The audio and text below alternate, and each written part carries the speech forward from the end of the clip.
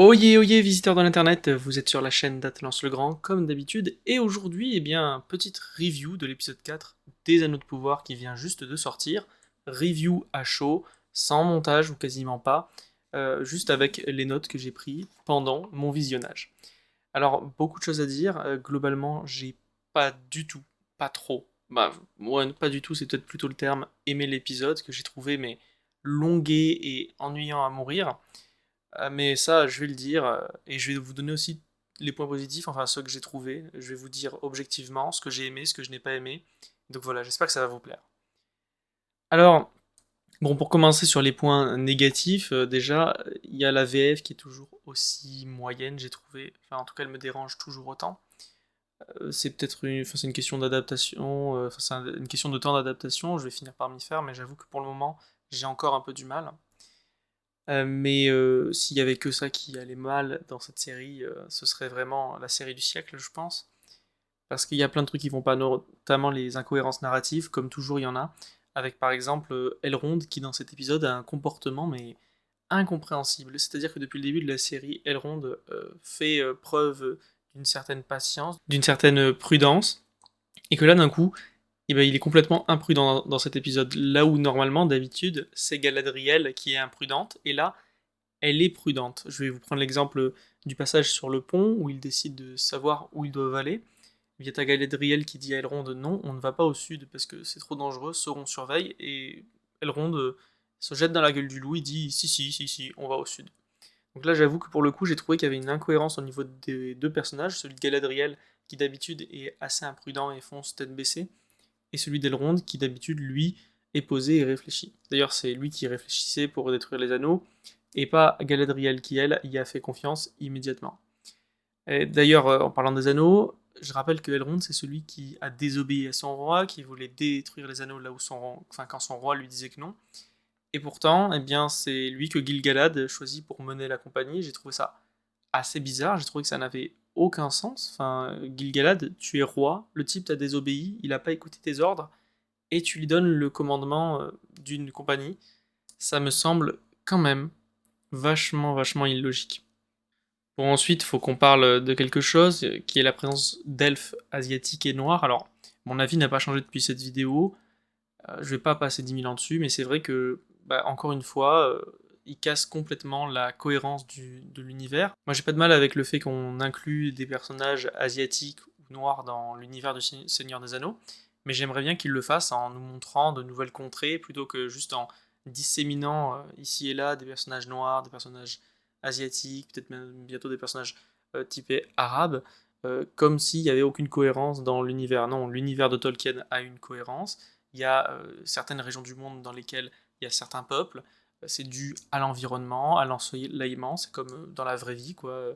Les personnes aux yeux bridés viennent d'Asie à l'origine parce que c'est une question de conditions de vie et d'adaptation du corps à l'environnement. Et donc, si vous venez et que vous dites, bah non, en fait, finalement, les elfes, par exemple, il y en a des noirs, il y en a des asiatiques, il y en a des blancs, sans aucune cohérence avec le lore, bah juste vous brisez cette cohérence, et moi, j'avoue que ça me dérange. Bon, cet épisode, en somme, commençait moyennement. Je vais pas dire qu'il commençait bien parce que j'ai pas non plus adoré, mais l'arc des elfes, ça passait. Et puis, on est passé à l'arc des pieds velus et de Gandalf, et là, j'ai détesté. Excusez-moi, ça revient encore une fois, mais c'est vraiment cette partie qui est là et qui rallonge tout, mais tout, qui est lente, qui a l'air complètement loufoque, complètement magique, mais au sens Alice au pays des merveilles. Et donc ça me tire complètement de mon immersion dans l'univers. Je comprends pas qu'est-ce que ça fout là, à part pour recréer une sorte de duo à la Sam et Frodon, mais cette fois-ci avec deux hobbits ou deux pieds velus femelles. Ensuite, je trouve que cette partie a quand même vachement gâché le personnage de Tom Bombadil, qui est mais insupportable. Je ne saurais pas comment vous dire, mais il ressemble à tous les magiciens qu'on a déjà vus dans l'univers de Tolkien, enfin dans les films sur l'univers de Tolkien, de J.R.R. Non, pardon, de Peter Jackson.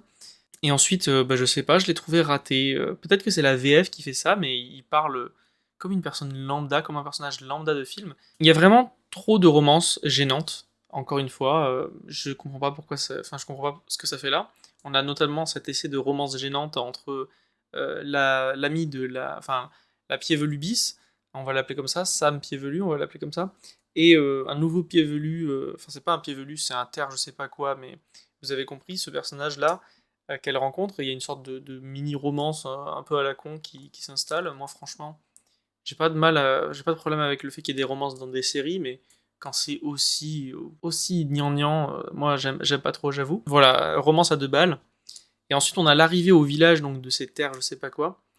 Et là, quand j'ai vu ça, je me suis dit, oh non, s'il vous plaît, non. C'est-à-dire que l'un des rares trucs dont j'étais content pour cette saison 2, c'était qu'on avait complètement dit au revoir à toute la compagnie de Pieds Velus, à toute la communauté. Et là, qu'est-ce qu'on retrouve? On retrouve une nouvelle communauté. Alors, c'est plus les Pieds Velus, ils s'appellent différemment, mais c'est la même chose au final. Ça va être encore aussi ridicule, c'est encore aussi ridicule, encore aussi casse-rythme et encore aussi lent et inintéressant, je trouve. Donc, pour le coup, j'avoue que j'ai pas trop aimé. Et ça présage rien de bon pour la suite parce que, à mon avis, ils vont y rester au moins 2 épisodes, voire plus. Et ensuite, bah, y a Poppy, toujours aussi stupide, hein, elle fait idiote de service. Enfin, ils sont accueillis chez les terres, je sais pas quoi, du coup. Il y a la chef, la matriarche, on va l'appeler comme ça. Elle doit la respecter parce que c'est quand même à elle qu'incombe la décision de les laisser rester ou pas. Et elle lui parle, mais mal en mode.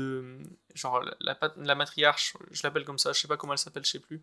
Mais elle parle au pied velu qu'ils ont rencontré. Et elle lui parle pas très sympa, hein, d'accord. Mais là, t'as Poppy qui d'un seul coup, tu sais pas pourquoi, elle lui dit parlez-lui différemment, avec un ton ultra agressif, et tu te dis, mais t'as besoin d'un toit? T'es stupide? Enfin, encore un personnage dans cette série impulsif, c'est comme Galadriel dans la saison 1, impulsif comme pas possible, et ça, enfin, je suis désolé, c'est insupportable. Et ensuite, faut qu'on parle d'un truc, c'est que dans cet épisode, j'ai trouvé, c'était pas le cas, pas trop en tout cas pour les 3 précédents épisodes, dans cet épisode, j'ai trouvé les dialogues, mais d'un creux, ils étaient mais au ras des pâquerettes comme pas possible. Vraiment, je sais pas pourquoi, je sais pas qu'est-ce qu'ils ont fait dans cet épisode, mais j'ai trouvé que quasiment tous les dialogues étaient pourris. Le coup du ouais, c'est le magicien sombre, ouais, je vais m'en occuper en personne. Attention, ma vieille, le magicien va venir de lui-même, et là, ce sera pas pareil. Et enfin bref, j'ai eu l'impression que tous les dialogues de cet épisode, quasiment, étaient mais niant et aura des pâquerettes, encore une fois. Et là, l'épisode se remet à être un minimum intéressant.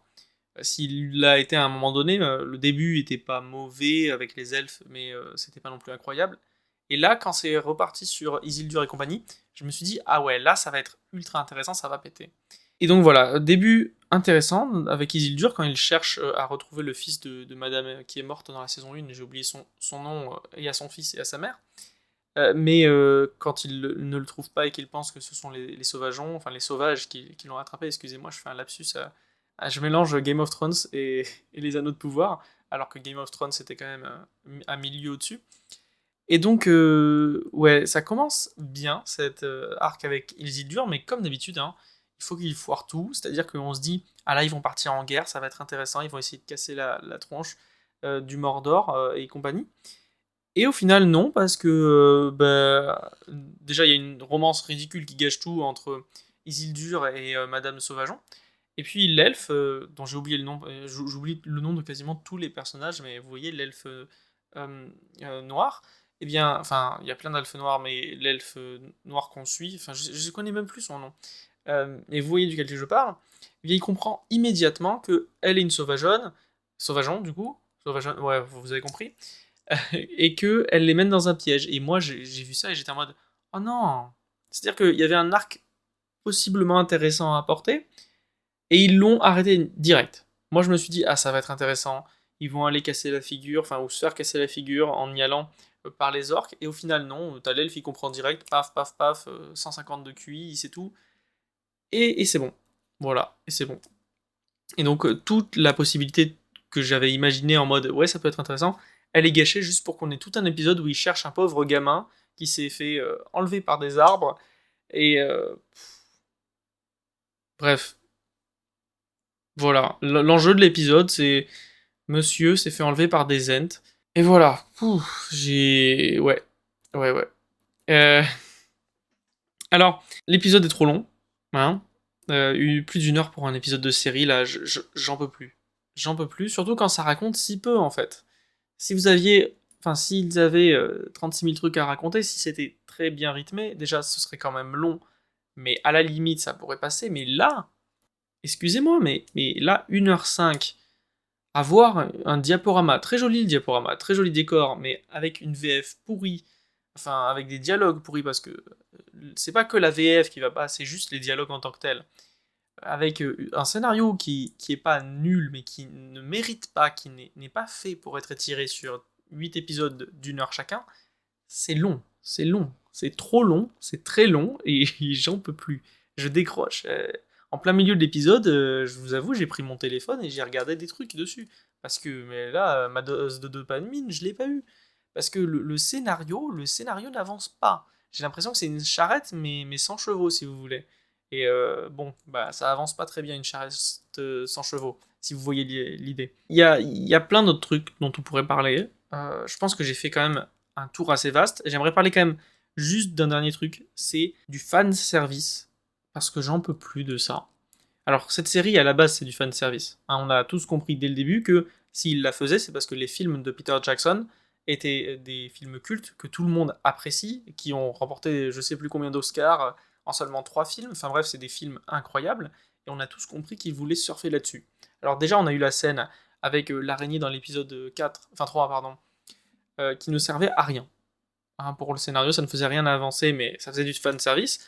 Et là, on a eu la scène avec les Ents qui est, mais fan service à 1000%. Ça fait pas avancer l'histoire non plus, mais c'est là pour nous montrer des Ents parce que vous savez quoi, bah, vous avez vu des Ents dans les films de Peter Jackson et vous voulez en revoir, bien sûr.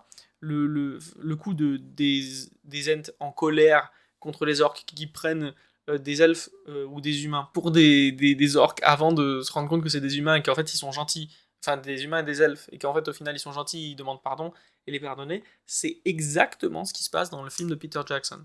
Et vraiment, quand j'ai vu ça, je me suis dit, mais s'il vous plaît, faites de nouvelles choses et... Pouf. Et la dernière scène de fanservice, c'est le combat entre Galadriel et les orques, qui est très sympa, mais encore une fois, mais j'ai l'impression de voir Legolas, mais en femme, et qu'on me dit, bah, regarde, c'est un elfe blond avec un arc qui se bat au corps à corps avec un arc, il est trop fort, j'ai déjà vu ça dans le film de Peter Jackson, j'ai envie de voir autre chose, j'ai envie qu'on me présente autre chose que du fanservice en boucle. Voilà, on va me dire que je crache peut-être un peu facilement. C'est vrai que, vous le savez, sur la chaîne, moi j'ai tendance à avoir beaucoup, beaucoup, beaucoup d'exigences en termes de série, en termes de qualité de série, mais là, même sans avoir d'exigeance, ça ne va pas. Il y a trop de choses qui ne vont pas, et donc je peux pas faire genre que tout va bien et fermer les yeux. Enfin bref, j'avais d'autres notes, mais je vous avoue que ça fait déjà 15 minutes que je parle. Je pense que la vidéo sera déjà assez lourde. J'espère qu'elle vous aura plu. Si c'est le cas, n'hésitez pas à vous abonner, à liker, à partager. J'essayerai de refaire ce travail d'analyse, de review pour les prochains épisodes qui sortiront. Si ça vous plaît, n'hésitez pas à liker, à le dire en commentaire, parce que bon, je vous avoue que la première vidéo a pas trop bien marché. Je sais pas qu'est-ce qu'il y a sur les 3 dernières vidéos que j'ai postées, l'algorithme les a bloquées à 1700 impressions. Bon, je vais pas crier au shadowban, mais on verra comment se comportent les prochaines vidéos, mais c'est vrai que c'est un peu bizarre que mes 3 dernières vidéos soient bloquées aux alentours de 1700 impressions, alors que jusque-là, elles étaient beaucoup plus recommandées. Alors également que ces vidéos ont un taux de clic par impression extrêmement élevé, qui devrait donc normalement leur permettre d'être plus recommandées que d'habitude. Je sais pas. Mais enfin bref. Quoi qu'il en soit, si ça vous a plu, n'hésitez pas à vous abonner, à liker, à partager, à activer la cloche. Et sur ce, je vous dis ciao ciao, à la prochaine, et d'ici là, portez-vous bien, et n'oubliez jamais, courage, honneur et justice.